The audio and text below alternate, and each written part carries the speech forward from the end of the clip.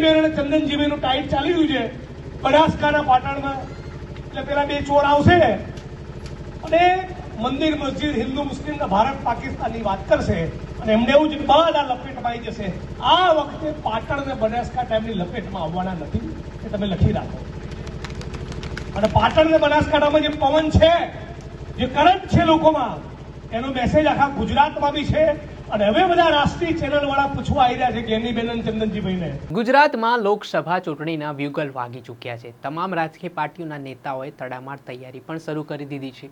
ખાસ કરીને વાત કરીએ તો ઉત્તર ગુજરાતમાં જે બેઠકો ખૂબ ચર્ચામાં છે તેમાંથી એક પાટણ બેઠક. પાટણ બેઠક પર કોંગ્રેસે આ વખતે ચંદનજી ઠાકોર, જે પૂર્વ સિદ્ધપુરના ધારાસભ્ય છે, તેમને ટિકિટ આપી છે. તેને લઈને હવે ચંદનજી ઠાકોરના સમર્થનમાં વડગામના ધારાસભ્ય અને વાયબ્રાન્ટ કોંગ્રેસના નેતા જિગ્નેશ મેવાણી પ્રચાર કરતા નજરે પડી રહ્યા છે. આ દરમિયાન તેમણે વડાપ્રધાન નરેન્દ્ર મોદીને આડે હાથ લીધા છે. તેમણે મણિપુર હિંસાથી લઈને ઇલેક્ટ્રોલ બોન્ડ મામલે તેમજ જે દેશની કુસ્તીબાજોએ રસ્તા ઉપર આવવું પડ્યું હતું તેમજ અલગ અલગ મુદ્દાઓને લઈને સરકારને ઘેર્યા છે. જિગ્નેશ મેવાણીએ શું પ્રહાર કર્યા છે ને કોને ચોર કહ્યા છે, વાત કરીશું આ વિડીયોમાં. નમસ્કાર દર્શક મિત્રો, નવજીવન ન્યૂઝમાં આપનું સ્વાગત છે. હું છું ફૈઝાન. લોકસભાની ચૂંટણીને લઈને હવે રાજકીય નેતાઓ પોતાના પ્રચાર પ્રસારમાં જઈ રહ્યા છે, ત્યારે સત્તાપક્ષ વિપક્ષના લોકો અને વિપક્ષના લોકો સત્તાપક્ષના ઉમેદવારો પર પ્રચાર પ્રસારમાં ચાપખા મારતા જોવા મળી રહ્યા છે. તેમાં જે કોંગ્રેસના વડગામના ધારાસભ્ય છે જિગ્નેશ મેવાણી, તે પોતાના આક્રમક અંદાજના કારણે પણ અવારનવાર ચર્ચામાં જોવા મળતા હોય છે. તેમણે જ્યારે પાટણમાં ચંદનજી ઠાકોરના સમર્થનમાં સભા ગજવી તે દરમિયાન સૌપ્રથમ તો તેમણે ભારતીય જનતા પાર્ટી ઉપર પ્રહાર કર્યા, સાથે વડાપ્રધાન નરેન્દ્ર મોદી ઉપર પણ તેમણે ચાપખા માર્યા હતા. તેમણે પેટ્રોલ ડીઝલના વધતા ભાવને લઈને વાત કરી, ગેસ સિલિન્ડર જે 400 રૂપિયામાં આપવાની વાત હતી તેને લઈને પણ વાત કરી, સાથે તેમણે બાળકોના શિક્ષણોને લઈને અને જે પેપર ફૂટવાની ઘટના ગુજરાતમાં બની રહી છે તેની સામે પણ તેમણે ચિંતા વ્યક્ત કરી હતી અને કહ્યું હતું કે ઉત્તર ગુજરાતમાં હાલ જે જગ્યાએ જબરજસ્ત માહોલ ગેનીબેન ઠાકોર અને ચંદનજી ઠાકોરનો બનતો દેખાઈ રહ્યો છે, તેને લઈને પણ તેમણે વાત કહી કે આજે નેશનલ લેવલે તે વસ્તુઓની નોંધ લેવાઈ રહી છે. તેમાં તેમણે કોને ચોર કહ્યા તેને લઈને સવાલ ઉઠી રહ્યા છે. પહેલા તો જિગ્નેશ મેવાણી શું કહી રહ્યા છે તે સાંભળી લો. ઠાકોર આપણી પાટણની લોકસભાના ઉમેદવાર અને થોડાક દિવસોમાં થનારા ભાવિ સાંસદ, એમની સાથે ઉપસ્થિત આમ આદમી પાર્ટીના અમારા મુરજીભાઈ, નીતિશભાઈ ચૌધરી અને સર્વ કોંગ્રેસનો પરિવાર અને આપ સૌ વડગામ વિધાનસભાના રૂપાલ ગામના મતદાર ભાઈ બહેનો, બધી જ વાત માનીને તમને આપણા પાડોશી મુકેશભાઈએ કરી અને મેં તમારી વચ્ચે 50 વખત બોલ્યો છું. આજે એટલું મારે કહેવું છે કે ધારો કે ચંદનજીભાઈ અને જિગ્નેશભાઈ રૂપાલમાં આયા ના હોય, અમે પ્રચાર માટે ધારો કે આયા હોય નહીં, અને કોઈ મુદ્દે મેં ભાષણ નથી કરતા, તમે તમારા આત્માને પૂછો, તમારું હૃદય શું કહે છે કે આ ચોરોને પાછા લવાય? એટલું તમે વિચાર કરો. જે લોકોએ તમારો બાટલો, તેલનો ડબ્બો, પેટ્રોલ ડીઝલ, ભાડા, પરિવારના વિદ્યાર્થીઓની બાળકોની ફી, હોસ્પિટલના બિલ આટલા ભયંકર મોંઘા કર્યા અને ફરી તમે આ ચોરોનો લાવશો એટલે આ બેલ મુજે માર, એટલું જ થયું ને? મને લાગે છે કે નરેન્દ્રભાઈ જે બી બધી જાતની વાતો કરે છે, આપણે એટલું વિચારવાનું છે.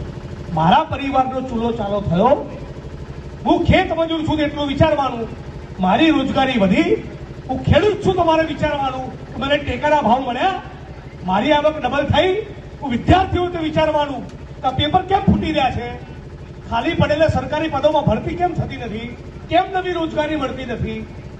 આટલા સાચા સવાલો આપણે વિચારીએ તો મને લાગે છે કે દીવા જેવું બધું સ્પષ્ટ છે. આ લોકો શું કરે છે, ચૂંટણી વખતે બરાબર ગેનીબેન અને ચંદનજીભાઈનું ટાઈટ ચાલી રહ્યું છે બનાસકાંઠા પાટણમાં.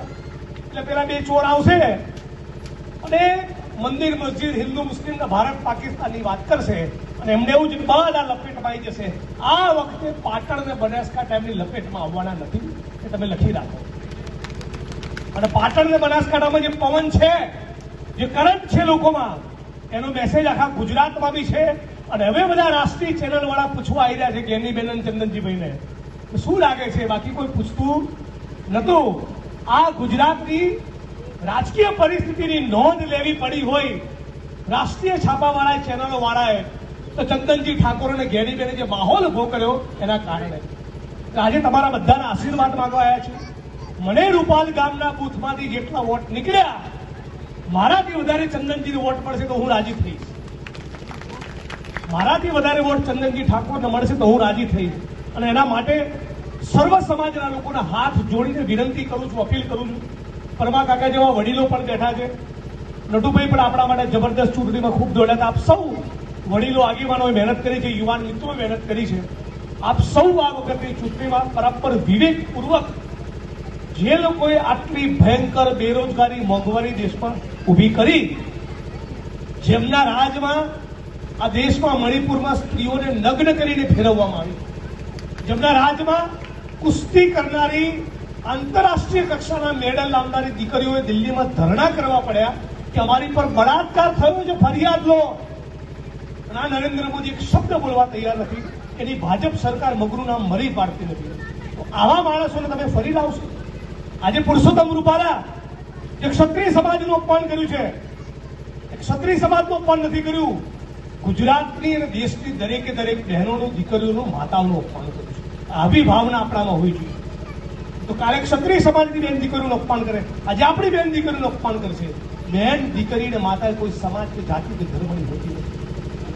એટલે સાથીઓ, કહેવા માટે ઘણું છે, પણ ચૂંટણી હોય એટલે રાત ટૂંકીને વેશ જાજાવો ઘાટ હોય, બીજા ગામોમાં મિટિંગ માટે જવાનું છે. આપ સૌ સમજદાર છો.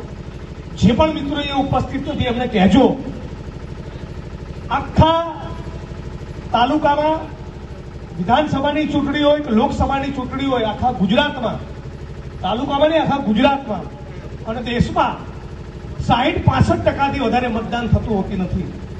આ 35% લોકો જે વોટ જે નથી આપતા ને આપણા વોટ છે. આ હતા જિગ્નેશ મેવાણી. તેમના દ્વારા કહેવામાં આવ્યું આડકતરી રીતે પ્રહાર કરતા કે હવે બે લોકો ગુજરાતમાં હવે લોકસભાની ચૂંટણી નજીક છે તો આવશે, હિન્દુ મુસ્લિમ મંદિર મસ્જિદ સહિતના મુદ્દાઓને લઈને લોકોને લડાવવાનું કામ કરશે. સાથે જ તેમણે ઇલેક્ટ્રોલ બોન્ડનો મામલો હોય, મણિપુરમાં જે હિંસાનો મામલો હોય કે પછી શિક્ષણ જે પેપર ફૂટવાની ઘટના હોય, સાથે દિલ્હીમાં થોડાક દિવસ અગાઉની વાત કરીએ તો જે કુસ્તીબાજો સાથે જે ઘટના બની છે, જેમાં ભારતીય જનતા પાર્ટી મગનું નામ મરી નથી પાડી રહી, તેમના જે સાંસદ હતા તેમની સામે કોઈ પણ કાર્યવાહી કરવામાં નહોતા, તેને લઈને પણ જિગ્નેશ મેવાણીએ સરકારને બાનમાં લીધું હતું. વાત આટલેથી ન અટકતા તેમણે કહ્યું કે જો આ વખતે 2024ની લોકસભાની ચૂંટણી છે, બંધારણ બચાવવા માટેની ચૂંટણી છે, લોકશાહી બચાવવા માટેની પણ ચૂંટણી છે. તેમણે બંધારણને લઈને પણ વાત કહી અને ક્ષત્રિય સમાજને લઈને જે પરસોત્તમ રૂપાલાએ નિવેદન આપ્યું હતું એ નિવેદનને લઈને પણ તેમણે આશંકા વ્યક્ત કરી કે જો આજે આવા લોકોને માફ કરી દેવામાં આવશે તો આવતીકાલે ન માત્ર ક્ષત્રિય સમાજ પણ અન્ય સમાજની બહેન દીકરીઓનું પણ અપમાન કરવામાં આ લોકો નહીં ખચકાય. તે પ્રકારે અલગ અલગ મુદ્દાને લઈને તેમણે પ્રહાર કર્યા હતા. જિગ્નેશ મેવાણીના આ નિવેદને ફરી એકવાર રાજકારણ ગરમાયું છે અને ઉત્તર ગુજરાતમાં હાલ જેવી રીતે ચૂંટણીનો માહોલ જામ્યું છે ને આ વચ્ચે આ નિવેદન છે તે ચર્ચાનું કેન્દ્ર બન્યું છે. હવે તમામ રાજકીય નેતાઓ પોતાના પ્રચાર પ્રસાર કરી રહ્યા છે, મતદારોને રીઝવવાના પ્રયાસો કરી રહ્યા છે, પરંતુ જોવું રહ્યું કે આ વખતે ઇન્ડિયા એલાયન્સ અને ભારતીય જનતા પાર્ટી વચ્ચે કાંટાની ટક્કર માનવામાં આવી રહી છે અને આ વખતે ગુજરાતમાં 26 બેઠકોમાંથી કેટલી બેઠકો ઇન્ડિયા એલાયન્સ જીતવામાં સફળ નીવડે છે કે પછી ભારતીય જનતા પાર્ટી ફરી એકવાર જીતની હેડ્રિક મારે છે તે તો સમય જ બતાવશે. દર્શક મિત્રો, ત્યાર સુધીમાં બસ આટલું. આવા નવા વિડીયો સાથે આપને માહિતગાર કરતા રહીશું, એટલે નવજીવન ન્યૂઝની ચેનલને આપ લાઇક કરો, સબસ્ક્રાઇબ કરો અને વધુમાં વધુ શેર કરો.